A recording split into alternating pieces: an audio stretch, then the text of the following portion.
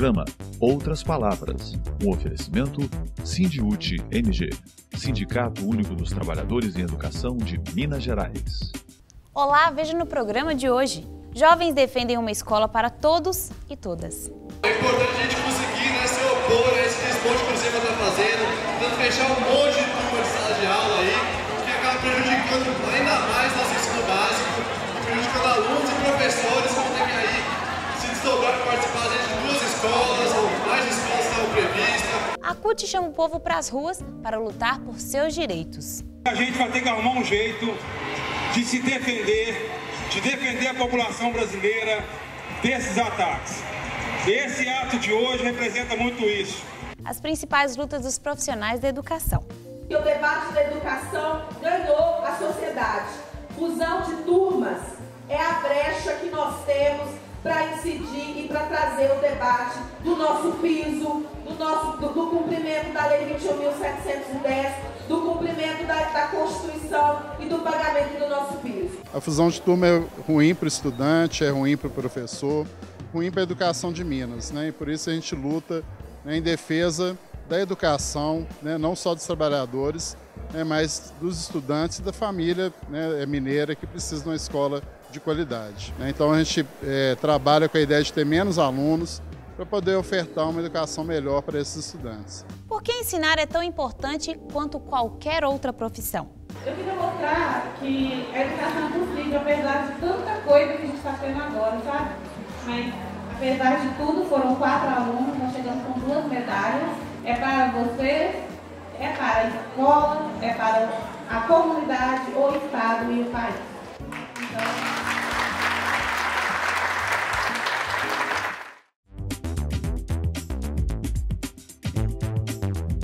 Quem luta, educa. As principais lutas dos profissionais da educação. A mobilização do último dia 20 marcou um dia de protestos contra o governo Zema. Educadores e educadoras de todas as regiões do estado que estiveram em Belo Horizonte nesse Dia Nacional de Manifestações também disseram ao governador Romeu Zema que não aceitam retrocessos. Nós estamos aqui dizendo não para o governo do estado, nós não aceitamos mais essa sucateamento da educação pública de Minas. A EJA está sendo dirimida do estado. Nós estamos vivenciando, além da não abertura de vagas, também estamos vivenciando turmas superlotadas, salas com 54 alunos, com apenas um ventilador funcionando, sem condição do professor se transitar. Essa é a educação de êxito que vive aqui no estado. É um ato contra todo o desmonte que o governo federal está fazendo em relação à educação.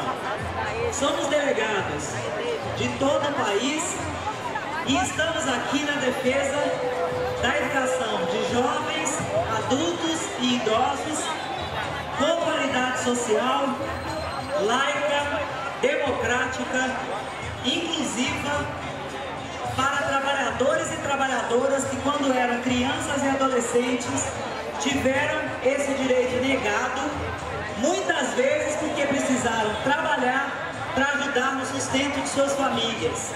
Se tem alguém aqui que está nessa situação e que quer voltar a estudar, ajuda a gente aí a pressionar a Prefeitura de Belo Horizonte, o Estado de Minas, para que não fechem turmas de EJA, para que não fundam as turmas, porque quando eles juntam as turmas, muitos dos estudantes deixam de ir, porque não vão ter mais a assistência individualizada, que é fundamental para esses sujeitos, trabalhadores e trabalhadoras. Quero agradecer aqui, em nome dos delegados, ao Encontro Nacional de Educação de Jovens e Adultos e dizer a vocês que estamos juntos na luta contra os cortes, contra o desmonte do Estado de Direito, contra toda e qualquer ataque à nossa Constituição Federal, ao Plano Nacional de Educação, à LDB e à nossa Previdência. É importante a gente conseguir se opor a esse desmonte que o Cruzeiro está fazendo, tentando fechar um monte de turma de sala de aula aí, que acaba prejudicando ainda mais nosso ensino básico e prejudicando alunos e professores que vão ter que aí se desdobrar para participar de duas escolas ou mais escolas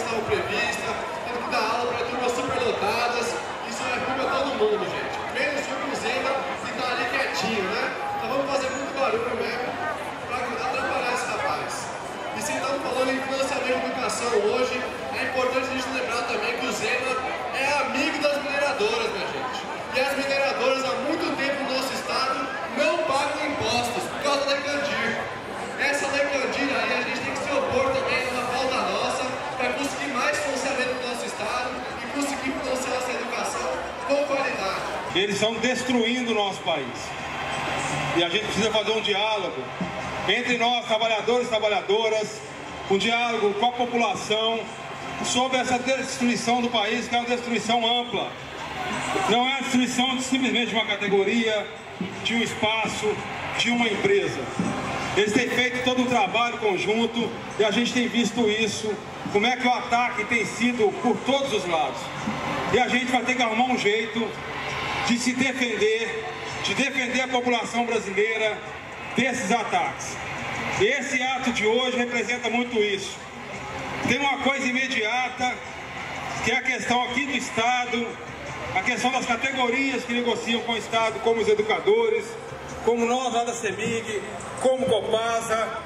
Tem a questão do país, das categorias que estão em negociação e possivelmente entrarão em greve a nível nacional, como Correios, Petroleiros, os companheiros que estão aqui do SINDIF, técnicos que trabalham em universidades federais, de um processo que o governo não negocia com ninguém, de um processo que o governo oferece menos que a inflação nas negociações e retiradas de direito.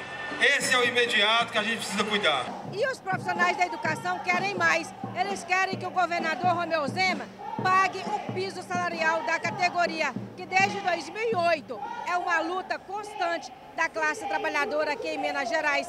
A coordenação geral do SINDIUT lembrou durante o percurso da manifestação que essa é uma conquista garantida pela Lei Estadual 21.710 e ela está também prevista e determinada na Constituição do Estado.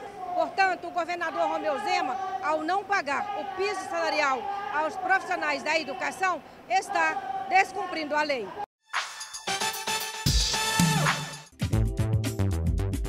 Atualidade. O SINDIUT participou da abertura do 16º Fórum do Encontro Nacional de Educação de Jovens e Adultos ENEJA em Belo Horizonte. Neste ano, o evento pautou a educação de qualidade social como direito de trabalhadores e trabalhadoras. É com muita alegria que encontramos cada um de nós aqui nesse espaço, nesse encontro que é o encontro da resistência. Vamos resistir aí e construir estratégias de resistência para continuar sobrevivendo nesses tempos de extermínio de Estado, como diz o nosso querido professor Miguel Arroio. E aí, sem muitas delongas, todos nós conhecemos bem e fortalecemos aquilo que fazemos com as contribuições que há tanto tempo esse professor vem nos dando, as orientações. Então, gostaria de convidar o professor Miguel Arroio. Não é só a dedicação que se constrói a história, a força que pesa, uma das forças que pesam ou podem colaborar para empurrar a história na afirmação de direitos no Estado. Mas a pergunta seria, se não estamos em Estado de Direitos, em que Estado está? Já falei, estamos em tempo de Estado de exceção. Mas estamos mais ainda em tempos de Estado privatizado. Não é mais um Estado público. Para que gastar em formar jovens e adultos para um trabalho se não há trabalho?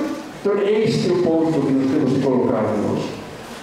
Por favor, quando o único valor é o mercado, tudo vira mercadoria. Nós mesmos viramos mercadoria. Você é educador de mercadoria, eu sou mercadoria. E você paga com mercadoria. Ou você é jogado fora com mercadoria. Temos que entender em que momento estamos, que valores regem na sociedade, regem no Estado, regem na política, regem até a educação. É rentável ou não é rentável? A educação privada é rentável. Investir na educação privada. A educação pública, e todo público não é rentável, não acaba com a educação pública. Essa é a lógica. Nos preparemos, não vir para tirar o sonho de ninguém, mas vir para dizer a realidade política é esta. E temos que ter consciência de que somos profissionais num Estado que hoje é controlado pelo capital, pelo mercado, é controlado pelo agronegócio não é mais um Estado de Direito. Por que a educação hoje é atacada? E vai continuar. E ainda mais. Por quê? Eu diria a vocês que não é atacada a educação simplesmente pela educação. A educação é atacada porque nós tomamos partido. Somos atacados porque tomamos partido. E partido por quê? Não pelo agronegócio, não pela banca, não tomamos partido pelo sem partido, pelo sem direito a ter direito. Este ponto é muito importante. O que é atacado, os que são atacados, são os oprimidos. E nós somos atacados por ter apoiado os oprimidos. Não adianta só dizer verbas para a educação, não cortes da educação. Os cortes da educação não são da educação, são cortes de vidas. Quando saímos nas ruas gritando não ataquem a educação, se digamos o não ataquem a educação, é pouco. Ou nós deixamos claro que o ataque à educação tem direção clara, certa, não a própria educação, não nós. Nós não somos tão incômodos assim. Os que são incômodos são os que estão lá sem teto, lutando por terra, sem teto, lutando por terra. E o 16º Eneja aconteceu aqui em Belo Horizonte no último dia 18 de setembro, sem nenhuma verba pública, mas organizado na resistência e na mobilização daqueles que fizeram desse um grande evento, não é, professora Analise? Exatamente, Vera. Tem sido resistência e dignidade. Nós não temos um centavo de verba pública, embora tenhamos solicitado tanto ao governo federal quanto ao governo estadual. E estamos aqui fazendo esse Eneja com a participação, inclusive, de educandos pela resistência, por acreditarmos que a educação de jovens e adultos é direito dessas pessoas que, quando eram crianças e adolescentes, não puderam estudar pelos mais diversos motivos e que agora, quando jovens, adultos, idosos retornam à escola e querem estudar, têm sido impedidos. Inclusive pela proposta de fusão de turmas. Tentem imaginar, se você tem uma turma de estudantes se alfabetizando, outra turma de estudantes já alfabetizados e outra turma de estudantes já mais adiante, se você coloca pessoas das 3 turmas juntas, é claro que você vai desmotivar. Principalmente aqueles que estão nos 2 polos, ou seja, aqueles que estão se alfabetizando e aqueles que já estão mais adiante. Então, fazer isto é um crime na nossa avaliação. Eu tive um acidente nos meus 13 anos e se não fosse a EJA hoje, eu tinha parado os meus estudos e não tinha conseguido voltar. Eu acredito que a EJA é muito importante, pois ela dá oportunidade para a gente que atrasou e hoje tem essa oportunidade de poder estar voltando aos estudos. Excelente, a EJA é muito importante para a gente. Estamos vivendo aqui um ataque brutal à educação e em especial à modalidade de educação de jovens e adultos. Inúmeros estudantes ficaram sem oportunidade de fazerem a matrícula nesse semestre em função dos cortes promovidos pela Secretaria de Estado de Educação. Fusão de turmas, não atendimento às demandas apresentadas pelos estudantes e pelas famílias. Então foi um ataque brutal à educação e como uma modalidade de pessoas que foram oprimidas, que não tiveram oportunidade enquanto crianças, enquanto jovens e adolescentes de estudarem, estão sofrendo esse ataque com mais severidade nesse momento. Essa fusão de turmas, ela não veio só, não foi aberta mesmo as turmas da educação de jovens e adultos.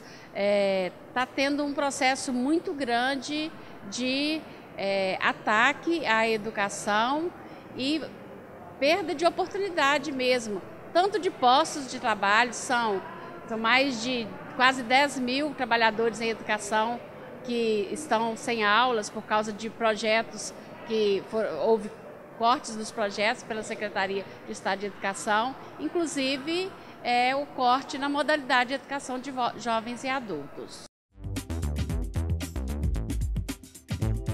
Profissão educador e educadora. Por que ensinar é tão importante quanto qualquer outra profissão?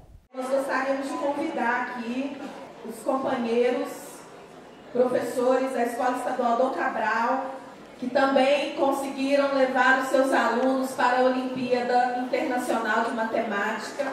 Eles foram por conta própria, sem nenhum apoio do governo do estado. Então, eles vão aqui contar um pouquinho, um relato bem breve de como foi a experiência.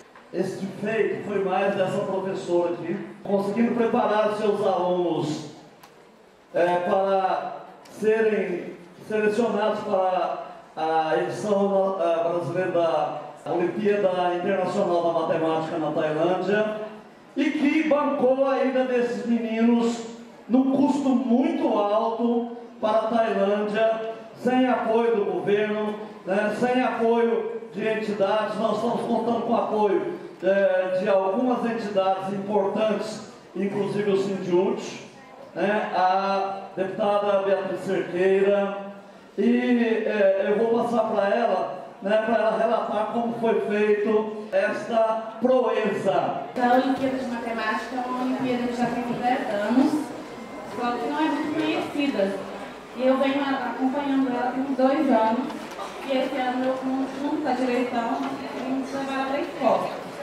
Teve uma etapa aqui no Brasil, que foi feita no mesmo dia, em todos os lugares, em 7 países.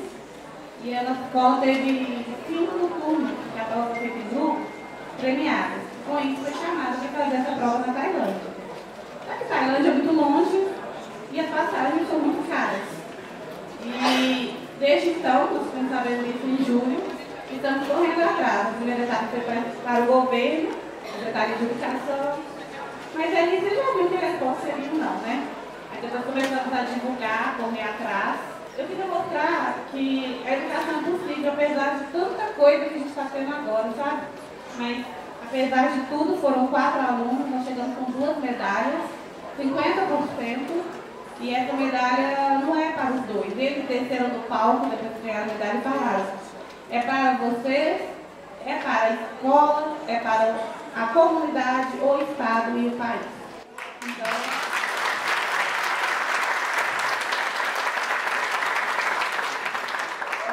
e os meninos, os 4 alunos, eles ganharam uma bolsa de 100% na faculdade, que é uma coisa única, porque são alunos de escola pública, eles estão no 2º ano com uma bolsa de faculdade 100%. Então, para mim, é importantíssimo para mostrar mesmo, gente, para todos nós, que apesar de tudo, nós temos que continuar lutando por educação.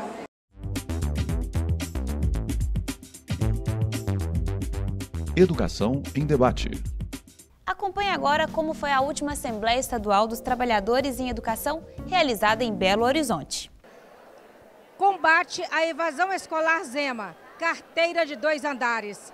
Foi essa a crítica dos educadores e educadoras durante a Assembleia Estadual do Sindiúti no último dia 12 de setembro em Belo Horizonte, a política do governador do estado de fazer a fusão de turmas. Profissionais da educação dizem que essa é uma política, na verdade, de privatização da educação pública. O governador Romeu Zema tem investido pesado na fusão de turmas em todo o estado. E isso prejudica tanto os estudantes quanto os profissionais da educação. O debate da educação ganhou a sociedade. Fusão de turmas é a brecha que nós temos para incidir e para trazer o debate do nosso piso, do cumprimento da Lei 21.710, do cumprimento da Constituição e do pagamento do nosso piso. Por isso, inclusive, nós fizemos essa alegoria, porque é a novidade do governo, né? A gente está fazendo a alegoria da carteira de 2 andares, mas se eles pudessem, era isso que eles fariam com os nossos meninos nas escolas. Porque, de fato, as salas de aula e a arquitetura das escolas em Minas Gerais não comporta 40 alunos da maneira como o governo quer fazer. Todos nós aqui que estamos na escola sabemos do que nós estamos falando. Os meninos estão pregados no quadro, o professor só anda assim de lado, né? Porque não consegue dar aula, não pode nem gesticular, porque senão dá um tapa na cabeça do menino, porque o menino está colado no quadro diante do processo de fusão de turmas estabelecido pelo governo. Diante dessa situação, já circulou nos grupos de estava sendo encaminhado para vocês, a Beatriz apresentou um projeto de lei para diminuir o número de alunos por sala de aula. Já está protocolado na Assembleia. Está sendo entregue para vocês aí. Então, essa também é uma questão importante que aconteceu nesse último período. Além disso, as denúncias que nós temos feito, tanto ao Ministério Público em relação ao processo de fusão de turmas, foi feita uma denúncia no Ministério Público sobre a negativa de matrículas da educação de jovens e adultos. O governo de Minas é um governo que não cumpre a Constituição Federal. Nós temos verbas vinculadas e obrigatoriedade de 25% de investimento em educação. Até hoje, no primeiro semestre desse ano, o governo de Minas investiu 17,45%. Que a Assembleia Legislativa cumpra o seu papel de fiscalizadora e que obrigue o governo do Estado a investir os 25% em educação. Porque chega no fim do ano, o governo corre para poder cumprir, empenha, mas não paga, né? Porque quando empenha, ele não utiliza o recurso, depois anula o empenho e a gente fica sem os 25% de investimento em saúde e educação. A fusão de turma é ruim para o estudante, é ruim para o professor, ruim para a educação de Minas, né? E por isso a gente luta, né, em defesa da educação, né, não só dos trabalhadores, né, mas dos estudantes e da família, né, mineira que precisa de uma escola de qualidade. Você que é professor, essa ideia de juntar turmas, né, 40 alunos numa sala de aula, é possível o aluno render bem nessa situação? Está longe do ideal, né? 40 alunos por turma, muitas vezes as salas são menores, elas não têm um padrão, mas mesmo uma sala espaçosa, o estudante acaba não recebendo aquela atenção, né, que a gente quer dar para cada um deles, né? Então a gente trabalha com a ideia de ter menos alunos para poder ofertar uma educação melhor para esses estudantes. Como é que o Sindiúti está vendo essa iniciativa do governo Zema? Para vocês, o que significa isso, Paulo, na prática? Ou seja, o que está por trás dessa intenção do governo? Ele fala em economia, ele fala na questão da evasão escolar, mas de fato é isso? É muito imediatismo, né? Aquela economia de palito, né? Vamos economizar aqui, reduzindo o número de trabalhadores, não só de professores, né? Quando você tem menos turmas, todos os trabalhadores de apoio também, você reduz o número. Mas isso aí vai custar caro, né, para Minas Gerais no futuro, se a gente não investir, né, numa educação de qualidade nesse momento. Existiriam outras formas de economizar. Por exemplo, as isenções fiscais que o governo Zema está dando para grandes empresários. Então a gente quer discutir como um todo, né, as finanças, o orçamento de Minas Gerais e ajudar a apontar caminhos que não sejam prejudiciais para a nossa sociedade mineira. Outra pauta tirada durante essa Assembleia foi aí a questão da privatização, especialmente da CEMIG, né? A gente vê também no âmbito federal os Correios, né, sendo privatizados, na verdade entregues, né, vendidos. No caso da CEMIG e da Copasa, as empresas mineiras estão dentro do RRF, né, que é o regime de recuperação fiscal, que o governo federal vem empurrando goela abaixo dos governos estaduais que permitem que isso aconteça, né? Nós, trabalhadores mineiros, estamos denunciando porque isso, além da entrega do patrimônio, vai encarecer, né, essas tarifas de serviços básicos necessários a todos os mineiros. E no caso do governo federal, né, com os Correios, com a Petrobras, com os bancos federais, todos na alça, né, de mira do governo federal, que são importantes instrumentos de políticas públicas, né, e de ofertar um serviço de qualidade para a população. São empresas lucrativas e não há justificativa para privatizar nem aqui no Estado e nem em nível federal.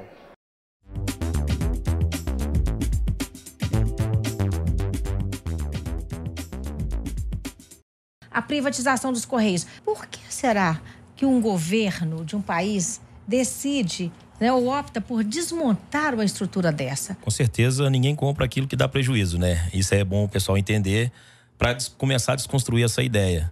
Você colocou um ponto interessante, que é a questão da privatização, e chegando nesse ponto, São aproximadamente de 10 a 13 investidores que já estão de olho aí, tipo FedEx, DHL, UPS, TNT, tem o próprio Alibaba lá da China, né?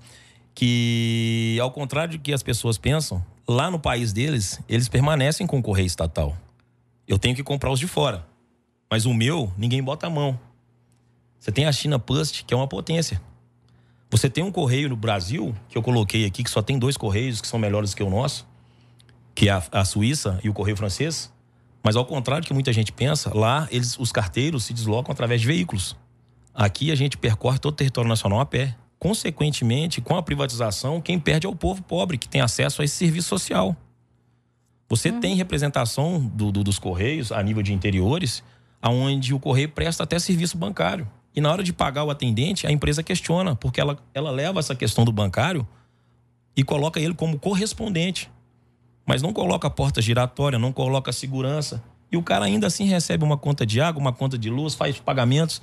Nesses municípios que eu coloquei aqui, que são 5.570, onde a empresa coloca que só 340 são superavitários, que é uma mentira. Aonde tem o povo pobre, o Correio está lá para fazer toda essa estrutura do Estado. O Correio Brasileiro, em 1877, tinha a maior frota terrestre da América Latina, né, dos veículos. Hoje houve um desmonte, onde a gente tem poucos veículos próprios da empresa, e abriu-se para as empresas privadas virem pegando essa fatia do bolo, porque fique bem claro para a população que os Correios, ele tem monopólios de correspondências, telegramas e cartas. As encomendas são todas de livre concorrência. E quando você coloca essa questão do investimento, o Correio passou por várias transformações. Hoje a gente tem a área do e-commerce, que é a área que mais cresce em termos de financeiro, a economia da empresa, e essa evolução chegou para a empresa de Correios também. Hoje o carteiro trabalha com smartphone, que pode medir, calcular as rotas, né? Só que a inovação chegou, o número de trabalhador que não acompanhou. Porque o nosso último concurso público foi em 2011. E de 5 anos para cá já saiu aproximadamente 25 mil pessoas dos Correios. Programas de demissões voluntárias, PDIs, tudo isso acarreta um problema muito grande. Porque não dá para concorrer com essas empresas que estão aí fora com um número reduzido de trabalhador e prestar um serviço de qualidade. E ainda assim, nós fazemos isso. Quem perde é o trabalhador, perde seu emprego com a privatização. Mas quem perde mais é o povo, porque você tem aumento das tarifas. 10% dos profissionais do Brasil, da classe trabalhadora, são pequenos artesãos. E esses pequenos artesãos contam com a tarifa do Correio, ainda assim que ela parece ser alta. Só para título de informação, um SEDEX simples no Correio, ele custa em média R$45, R$50. Se você for postar na FedEx, na DHL, ele custa 150, 156. É uma tabela de preço absurda, 3 vezes mais caro. Ou seja, se você acaba com o Correio e privatiza, simplesmente os pequenos artesãos, os pequenos produtores rurais, eles sucumbiriam, deixariam de existir. E, acima de tudo, passar para a população que entenda que nós defender os Correios hoje, defender a educação, defender a saúde, defender o setor elétrico, a questão da água também é muito importante colocar aqui. Defender tudo isso é defender a soberania de um país, é defender o Brasil. Nosso programa chega ao fim. Obrigada pela audiência.